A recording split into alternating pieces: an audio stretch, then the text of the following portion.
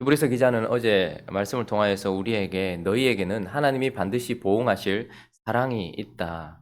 그리고 너희는 하나님의 약속을 받아들 영혼의 손 혹은 그 그르신 믿음이 있다. 뿐만 아니라 영혼의 닷과 같은 소망이 있다. 그러므로 너희는 돌아서지도 말고 게으르지도 말고 부지런함을 나타내어서 계속해서 달려가라라고 권면을 하면서 우리의 소망이 무엇인가에 대한 말씀을 마무리했습니다. 우리의 소망은 바로 예수 그리스도 자신이다라고 말씀을 나누었고, 이제 7장부터는 우리의 소망이 되시는 예수 그리스도에게로 집중적으로 이제 초점을 맞추어서 왜 그분이 우리의 소망이 되시는가, 왜 그분이 우리의 소망이라고 말할 수 있는가에 대해서 설명을 하고 있습니다. 그래서 7장부터는 이제 예수 그리스도의, 특별히 신약 성경에는 예수님이 제사장이다라는 말씀이 그리 많은 힌트로 나오지 않습니다. 그런데 유독 히브리서만은 예수 그리스도의 대제사장직에 대하여서 계속해서 우리에게 말씀하고 있고, 이 히브리서 기자는 그래서 이 예수 그리스도가 우리에게 어떻게 해서 소망이 되는가, 왜 우리가 예수 그리스도께 소망을 두어야 되고 왜 예수 그리스도로 말미암아서 우리는 소망을 얻을 수 있는가를 설명을 하기 위하여서 오늘 7장에는 한 인물을 제시하고 있는데요. 왜 예수님이 우리의 소망이신가 하면 그 첫 번째 이유는 바로 예수님은 멜기세덱의 반차를 따르는 대제사장이라는 거예요. 1절 말씀 한번 읽어볼까요? 1절 있습니다. 시작. 이 멜기세덱은 살렘 왕이요 지극히 높으신 하나님의 제사장이라 여러 왕을 쳐서 죽이고 돌아오는 아브라함을 만나 복을 빈 자라. 자, 오늘 한 인물을 등장시키고 있는데요. 멜기세덱이라는 자를 우리에게 제시하고 있습니다. 자, 그런데 그의 특징이 보면 3절 마지막 부분에 보면요. 3절도 한번 읽어볼까요? 3절 있습니다. 시작. 아버지도 없고 어머니도 없고 족보도 없고 시작한 날도 없고 생명의 끝도 없어 하나님의 아들과 닮아서 항상 제사장으로 있느니라. 자, 한 인물을 우리에게 등장시키는데 그 인물은 멜기세덱이라는 자이고, 그 멜기세덱은 하나님의 아들을 닮아 있는 자다 말씀합니다. 그러니까 멜기세덱이라는 사람을 지금 멜기세덱이라는 존재를 우리에게 등장시키는 이유는 무엇인가 하면 예수 그리스도를 설명하기 위해서, 예수 그리스도가 멜기세덱을 닮은 것이 아니고요.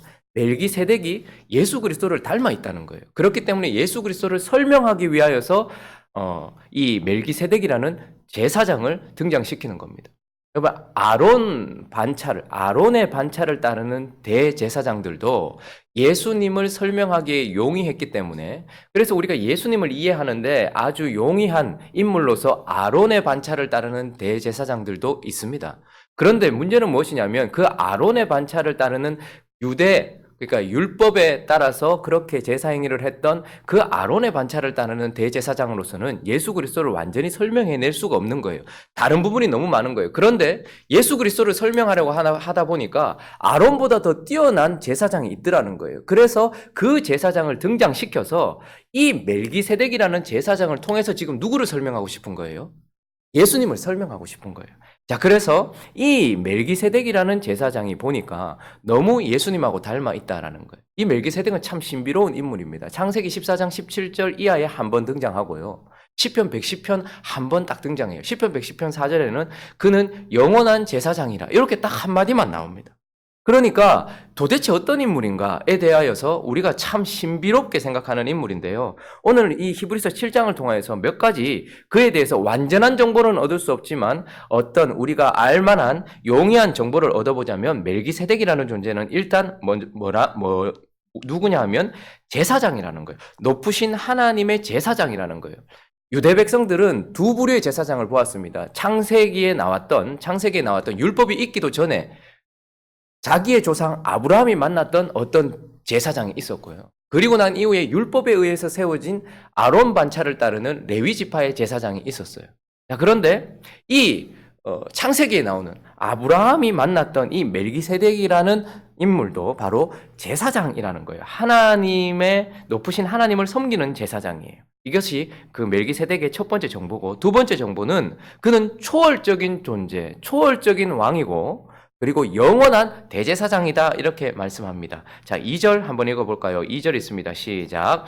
아브라함이 모든 것의 10분의 1을 그에게 나누어 주니라. 그 이름을 해석하면 먼저는 의의 왕이요 그 다음은 살렘 왕이니 곧 평강의 왕.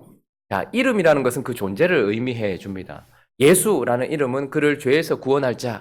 이름이라는 것은 그 존재를 설명해 주는 것이죠. 그런데 그 멜기세덱의 이름을 해석하면 의의 왕이라는 거예요. 일단은 왕이라는 거예요. 뭐 아론의 반차를 따르는 제사장 그 누구도 왕이 없었습니다. 그저 제사 직분만 감당했어요. 그런데 멜기세덱은 왕이었다 이렇게 표현하면서 의의 왕이다.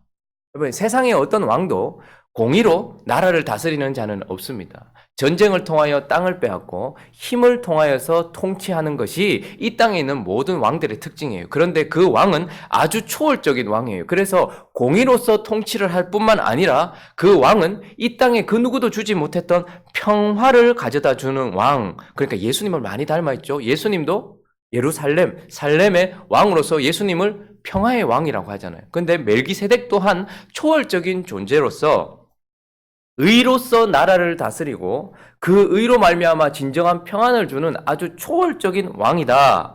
3절은 또한 아버지도 없고 어머니도 없고 족보도 없고 시작한 날도 없고 생명의 끝도 없다. 무엇입니까? 시편 110편 4절에서 말하는 것처럼 영원하다는 거예요. 그러니까 아론의 반차를 따르는 제사장들은 계속해서 죽기도 하고 시작하는 날도 있고 끝나는 날도 있지만 멜기세덱이라는 이 대제사장은 시작도 없고 끝도 없어서 하나님의 아들을 닮아 있다라고 말하는 것이죠. 그러니까 멜기세덱이란 하나님을 섬기는 제사장이고 두 번째 정보는 초월적으로 의와 평화를 가져다주는 왕 그리고 시작도 없고 끝도 없는 족보도 없는 영원한 대제사장이다. 초월적인 제사장이다 라는 것을 우리에게 말씀해주고 있고 또 한 가지 정보는 무엇이냐면 그 대제사장은 아주 위대하고 그 어떤 대제사장보다 높은 위치에 있는 최고 높은 위치에 서열에 있는 제사장이다라는 것을 말씀해 주고 있습니다. 자, 4절 한번 읽어볼까요? 4절, 5절 있습니다. 시작.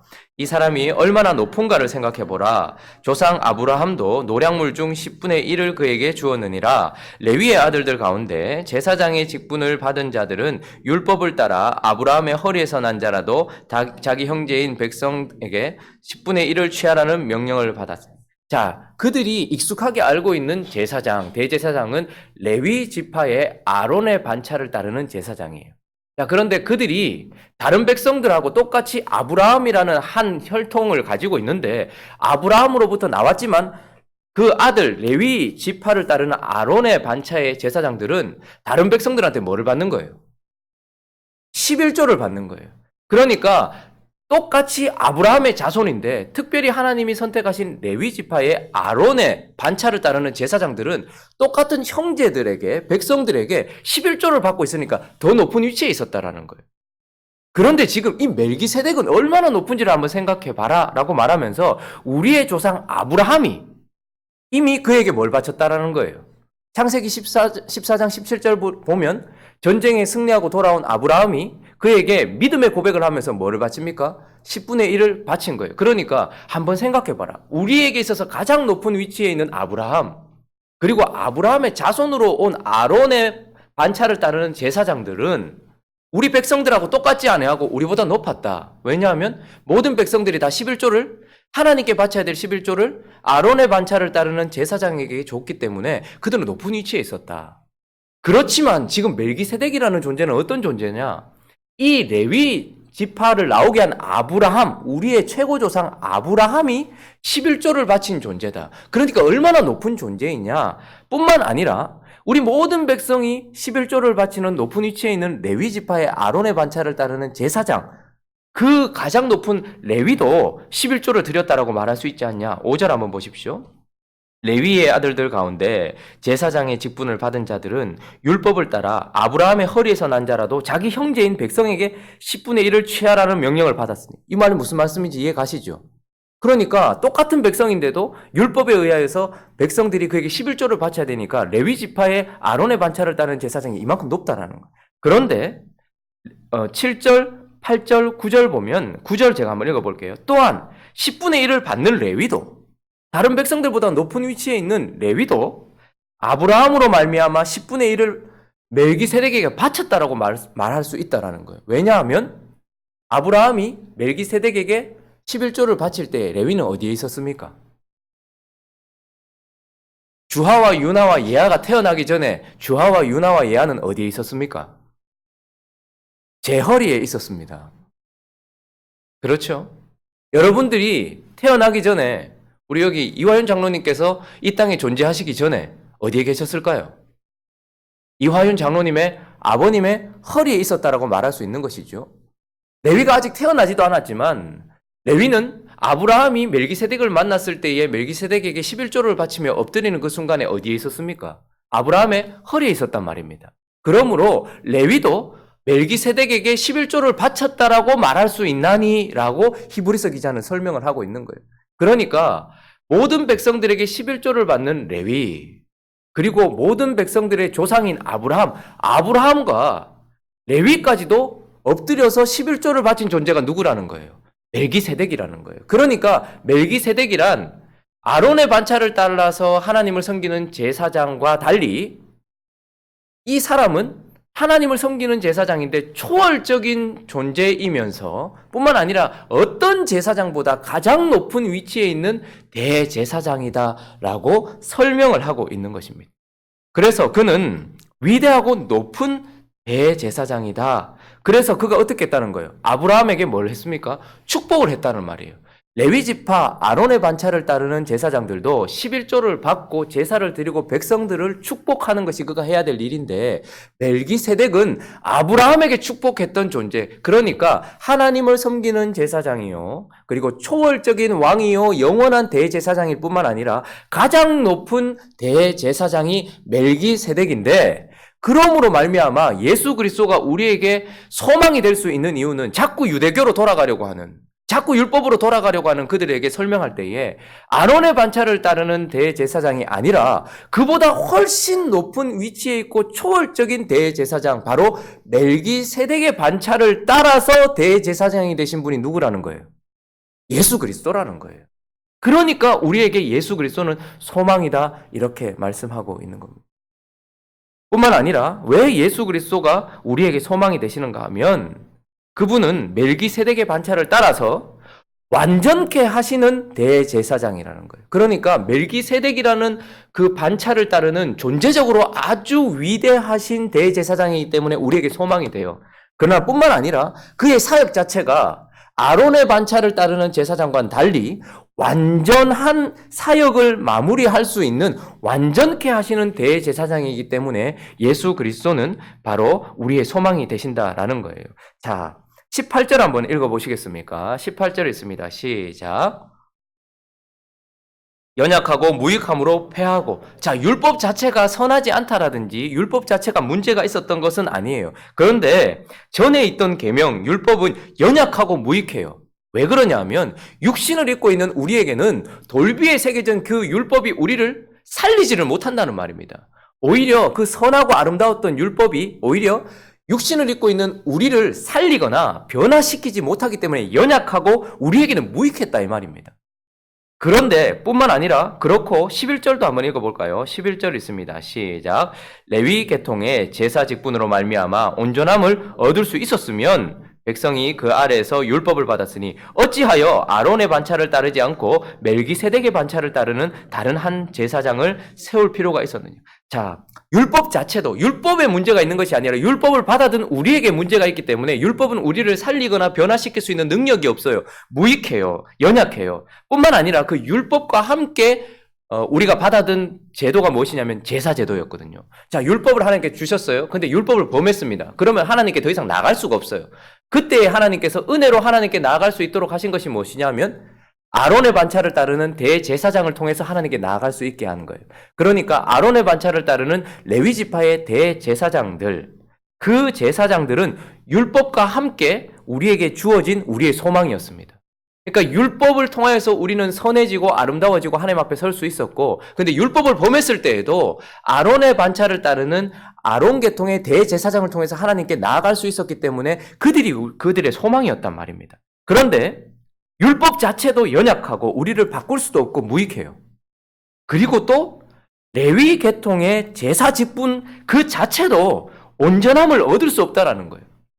양을 잡고 소를 잡고 염소를 잡아서 피를 흘려서 우리의 죄를 덮어주긴 하지만, 그러나 그 레위 지파의 아론의 반차를 따르는 제사장의 제사 제도는 사실은 죄를 완전히 씻을 수 없는 거예요. 그저 잠시 가려줄 뿐이었던 거예요. 그러니까 한 가지 죄를 덮기 위하여서 양을 잡고 소를 잡고 염소를 잡지만 그러나 그 죄가 완전히 사라진 것이 아니라 한시적으로 덮여진 것 뿐이에요. 그러면 또다시 양심의 가책을 받아서 죄를 짓고 또 그렇게 하면 또 어떻게 해야 되는 거예요? 또 제사를 드리고 또 제사를 드리지만 결론적으로는 아론의 반차를 따르는 대제사장의 제사를 통해서는 죄가 완전히 씻겨진다, 씻겨지지 않는다? 씻겨지지 않는다라는 거예요. 그것을 통하여서 죄를 완전히 씻을 수도 없을 뿐만 아니라 이 제도는 임시적이었던 거예요. 완전한 것이 오기 전까지 있었던 임시적이었다는 거예요. 한정적이었다는 거예요. 그러니까 율법 자체도 연약하고 무익할 뿐만 아니라 이 아론 계통의 대제사장들의 제사도 한시적이고 일시적일 뿐만 아니라 완전히 죄를 사할 수 없었다라는 거예요. 그렇기 때문에 다른 한 제사장을 내었다라고 말씀하는 것이죠.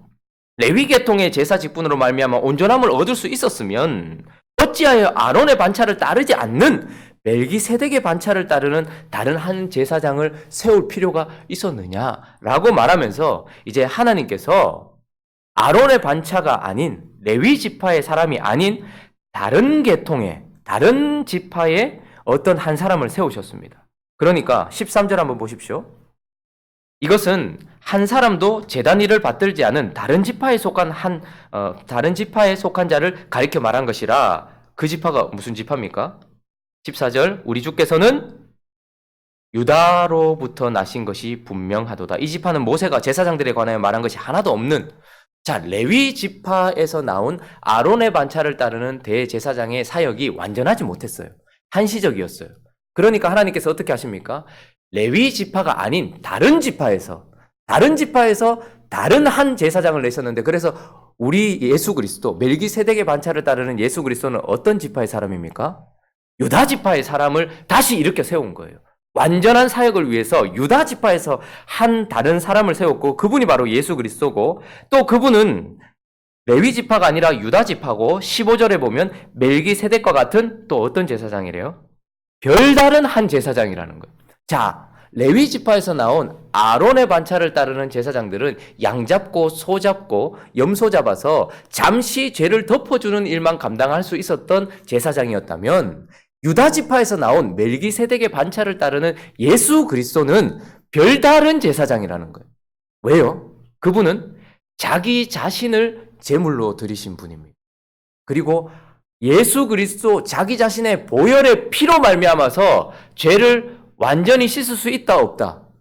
완전히 죄를 씻을 수 있을 뿐만 아니라 계속되는 제사를 드리시는 분이 아니라 단번에 한 번의 제사로 말미암아서 우리의 죄를 완전히 씻어버리고 우리의 양심을 완전히 잠잠케 해버릴 수 있으신 분, 바로 그래서 레위 지파의 아론의 반차를 따르는 제사장과는 전혀 다른 별다른 특별한 한 제사장을 세우셨다라고 말씀하고 있는 거예요. 그리고 그 특별한 제사장은 16절에 보면 모든 레위 지파의 아론의 반차를 따르는 제사장은 육신에 속한 계명의 법으로서 세워졌어요. 그러나 이 멜기세덱의 반차를 따르는 예수 그리스도라는 대제사장은 오직 불멸의 생명의 능력을 따라서 되어졌단 말입니다.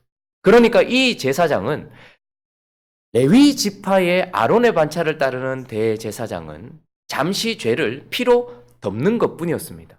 그래서 하나님 앞에 완전히 나아가지도 못하고 그저 하나님 앞에서 멸망당하지 않도록 임시적으로, 임시방편으로 우리를 존재하게 해주는 그런 제사장이었다면, 멜기세덱의 반차를 따르는 별다른 제사장인 유다 지파의 예수 그리스도라는 이 대제사장은 율법에 의해서가 아니라 부활의 생명으로 대제사장이 되셨고, 생명을 가지고 계셔서 이제 우리에게 19절 읽어봅니다. 시작. 율법은 아무것도 온전하게 못할지라 이에 더 좋은 소망이 생기니 이것으로 우리가 하나님께 가까이 가느니라. 아론의 반차를 따르는 제사장은 하나님께 더 이상 나갈 수 있게 만들어주지 못했단 말입니다. 그저 존재하게만 했고 죽임당하지 않도록만 임시적으로 해줬단 말이에요. 그런데 예수 그리스도라는 대제사장은 이제 우리가 그분의 제사로 말미암아, 그분의 생명으로 말미암아 하나님께 나아갈 수 있도록 해주는 진짜라는 말입니다. 온전케 해주는 대제사장이다. 이렇게 말씀하고 있는 거예요. 몇 시입니까?